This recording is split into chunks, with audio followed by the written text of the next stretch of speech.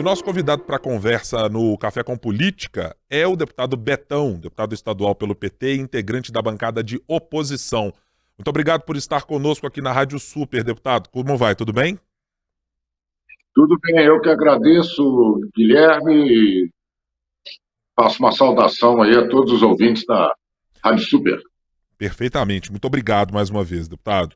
Para começar a nossa conversa, nós vamos chegar nesta semana ao Dia do Trabalho e é um tema que cada vez mais tem suscitado discussões ampliadas sobre novas relações de trabalho, mas ao mesmo tempo, especialmente no caso brasileiro, com desafios que parecem ainda ligados ao século XX ou ao século XIX, em termos de dificuldades nas relações trabalhistas, de problemas com trabalho escravo e muito mais.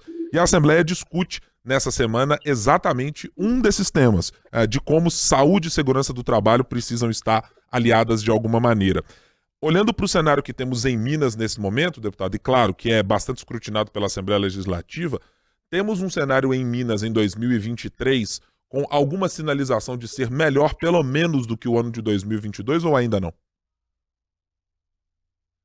Não, acho que com relação a essas discussões que nós vamos fazer, né, tanto na tarde desta quinta-feira, que é sobre a relação do trabalho análogo à escravidão, e também na sexta-feira que você citou, né, que é os acidentes de trabalho, a saúde do trabalhador, eu acho que para melhorar essa relação é necessário que a gente desfaça a reforma trabalhista que foi executada na época do governo do golpista do Michel Temer, né, que praticamente rasgou a CLT aqui no Brasil, né, e que ajuda muito nesse processo de Minas Gerais, por exemplo, ser o estado que mais denúncias tem de trabalho escravo, né, e também com relação aos acidentes de trabalho.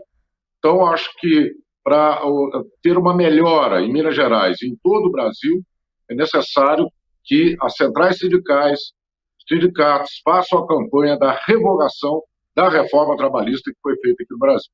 Bom, o senhor vê que espaço entre a Câmara dos Deputados e o próprio governo Lula na esfera federal para que haja exatamente essa mobilização para uma revogação? Porque esse foi um assunto debatido no início e veiculado, por exemplo, pelo ministro do Trabalho e que gerou, evidentemente, insatisfações por parte de determinados grupos e apoio por determinadas parcelas da sociedade. O senhor vê espaço para essa discussão no Congresso Nacional nesse momento?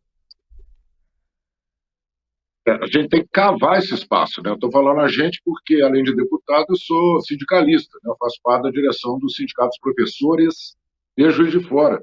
Então, esse debate está muito presente no meio sindical, porque as relações foram esgarçadas nesse processo.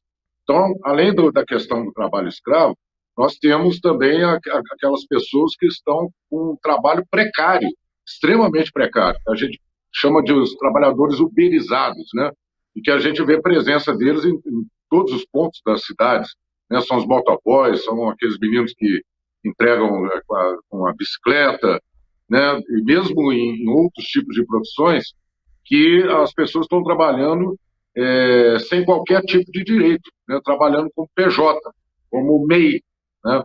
Então, essa relação ela vai ter que ser cavada dentro do Congresso para poder fazer essa discussão. A gente sabe que o Congresso é difícil, né? Porque você tem ali muitos representantes da classe empresarial, mas eu acho que nós vamos ter que fazer essa discussão, inclusive com eles, porque a melhoria das condições de trabalho atende a todos, principalmente aos trabalhadores, mas também a garantia que os empresários possam ter os direitos dos trabalhadores garantidos na Constituição, numa CLT, em todo tipo de relação de trabalho. O próprio ministro Luiz Marinho, quando tratou desse tema lá em fevereiro desse ano, ministro do Trabalho, dizia que não estava nos planos do governo uma revogação completa da reforma trabalhista. O que o senhor defende e acredita ser necessário é uma revogação completa, uma atualização ou mudanças específicas na legislação que temos hoje, essa mencionada pelo senhor, aprovada pelo ex-presidente Michel Temer. Meu ponto de vista, teria que ser uma revogação completa, né? Mas provavelmente deve caminhar, como você disse, né, para alguns pontos específicos que o governo possa trabalhar com as centrais sindicais. Mas garantir, né, os direitos dos trabalhadores, de forma que ele tenha condições, né, de ter o seu 13º garantido, seu terço de férias garantido, de ter as próprias férias, né, garantidas, e toda a proteção social que o trabalhador tem que ter, né, porque ele é, na verdade, o elo mais fraco nessa relação entre capital e trabalho, né. Então, do meu ponto de vista, a revogação completa seria o melhor, né, e voltar para o debate com as centrais sindicais, do que pode ser aprimorado. Mas aquela reforma que foi feita pelo Temer não tem a mínima condição, porque está levando os trabalhadores a uma situação insustentável, né? São milhares e milhares de trabalhadores pelo Brasil afora, né, que estão vivendo numa condição de muita precarização e praticamente sem direito algum, né, nas suas funções, né, que elas exercem no mundo do trabalho. Uhum. Eu vou voltar daqui a pouco para a gente voltar a falar do tema educação também. Evidentemente é uma pauta importante para o nosso estado, deputado, mas queria uma consideração do senhor a respeito de Minas Gerais. Quando a gente tratou de trabalho escravo, de precarização e de uma situação análoga à escravidão, ainda com Minas Gerais em 2022, tendo liderado o ranking do Ministério do Trabalho, mostrando mais de 1.000 ocorrências registradas em situações análogas a isso, o senhor olha para esse problema de que maneira? Ele está na relação precarizada apenas entre trabalhadores e empresas, falta fiscalização, há mais fiscalização, portanto, mais denúncias. Qual é o diagnóstico que o senhor faz do problema especificamente em Minas Gerais? A gente tem alguma singularidade do Estado que nos faz estar liderando esse ranking? Eu acho, Guilherme, que na zona rural, principalmente, trabalhadores rurais, na época da chamada panha do café, que esse problema aparece mais, porque são trabalhadores que vêm normalmente de outros estados, né, mesmo um deslocamento aqui no estado de Minas Gerais, e que são os lugares em que a fiscalização encontra, né, o maior número de trabalhadores análogos à escravidão.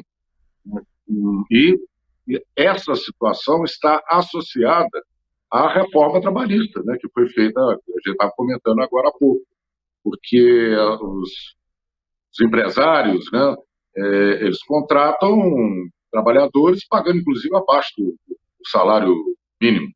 E aqui também tem uma discussão que é interessante, porque tem toda uma cadeia produtiva, né? A gente precisa saber quem são os beneficiados ao final desse processo, porque você tem, às vezes, grandes empresas, né, que podem estar oferecendo um produto que é feito por um trabalho escravo. Então, em Minas Gerais, essa característica aparece muito. É lógico que existem outras condições para outros trabalhadores. Por exemplo, nós descobrimos, foi noticiado na imprensa, sobre trabalhadores que, a serviço de uma empresa terceirizada, a CEMIG, próxima a governador Valadares, que foi denunciado essa condição de trabalho análogo à escravidão, né? Mas, no meio rural, na produção do café, é que é mais incisiva essa discussão. Então, nós vamos dar uma atenção especial para isso.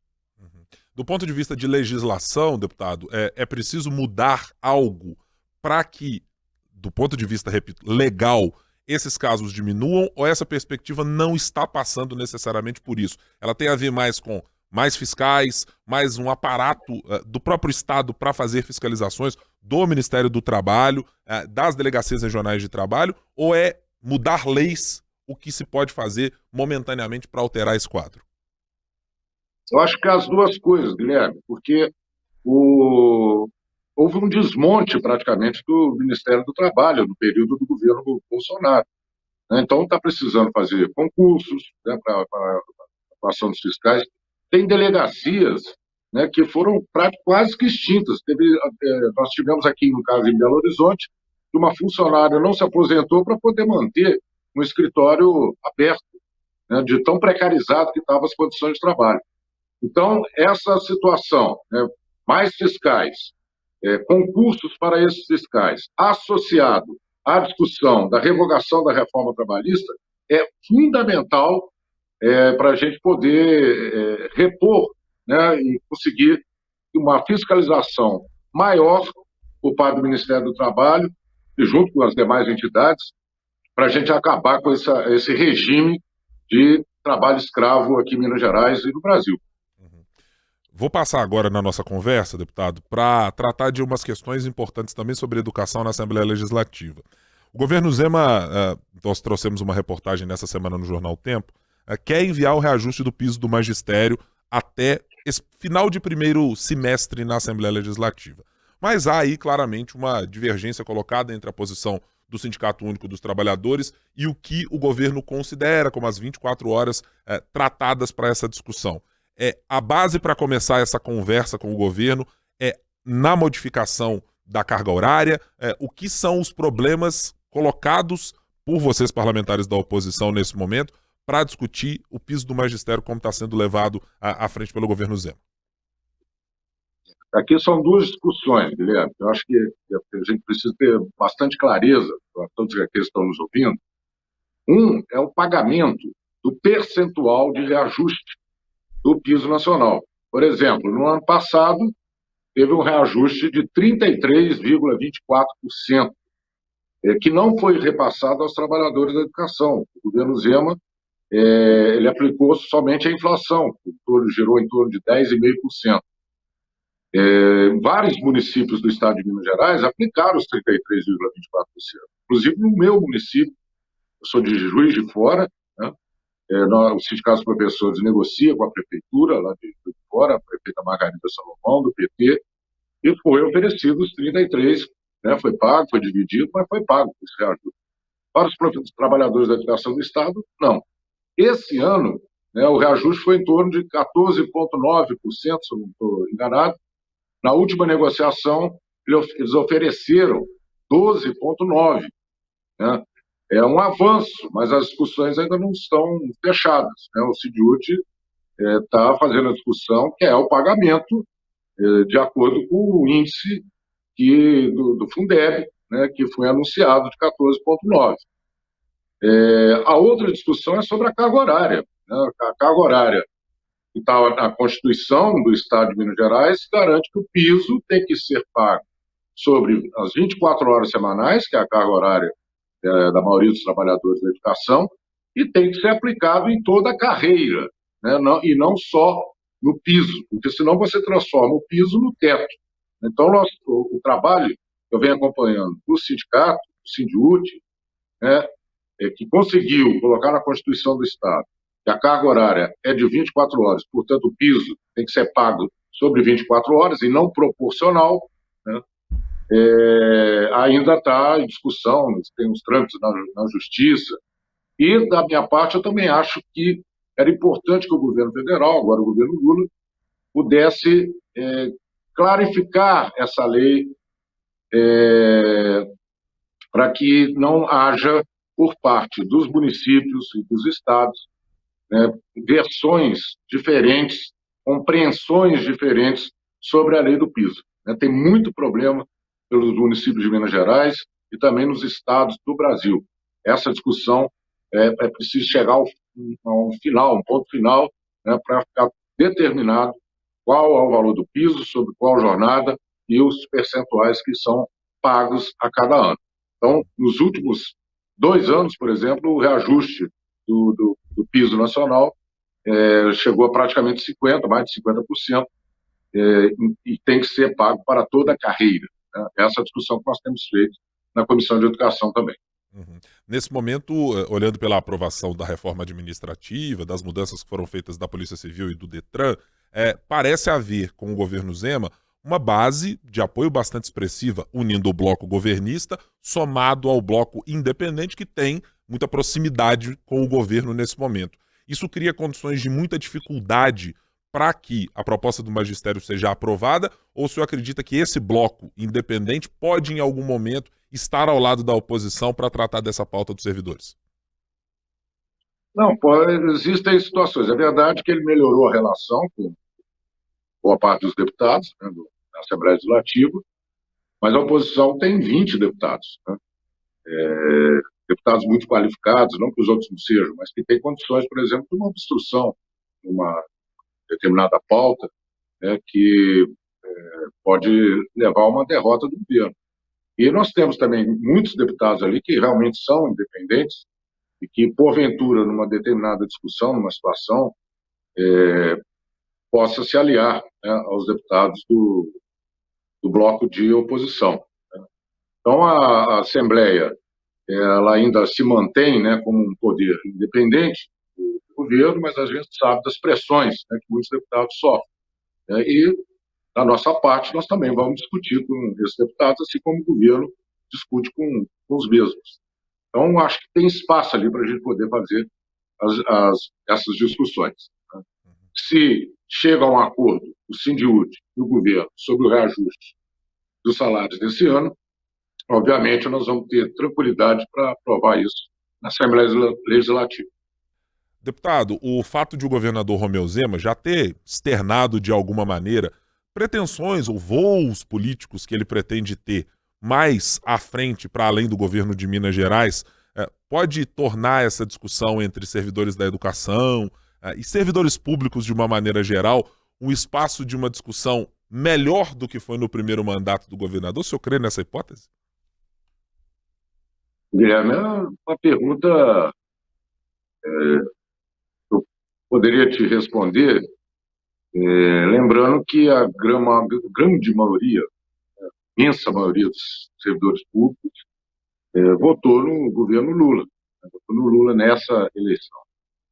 O governador, todos nós sabemos, tem um perfil político extremamente liberal, né, de privatizações, da entrega de serviços públicos para terceiros. Né. Essas são, inclusive, propostas que ele apresentou, por exemplo, na área da educação, com o projeto Somar, né, que entrega o ensino médio para organizações sociais. Né. A todo momento ele fala na política de privatização das estatais mineiras.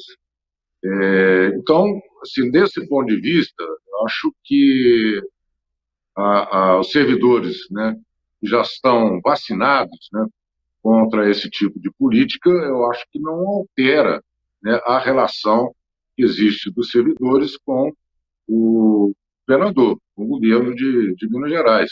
Né. Os servidores estão bastante escolados, né, com relação a essas discussões que permeiam a todo momento, né, os servidores e que eles se acham prejudicados.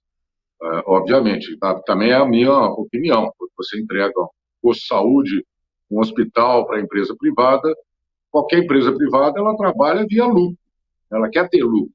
Então, essa é uma discussão cara para os servidores, né, que se dedicam aos serviços públicos, né, que lutam por melhores condições de trabalho e já conhecem, né, qual é o perfil do governador. Então, acho que não há muita alteração na situação que existe atualmente. Nós conversamos aqui na Rádio Super com o deputado estadual Betão, integrante da bancada de oposição na Assembleia Legislativa, deputado pelo Partido dos Trabalhadores. Muito obrigado pela atenção aqui com a Rádio Super. Em outra oportunidade voltaremos a conversar sobre esses assuntos tratados e sobre outros. Muito obrigado, deputado. Eu que te agradeço, Guilherme, é uma satisfação muito grande e mando aqui um grande abraço para todos os ouvintes aí da Rádio Super.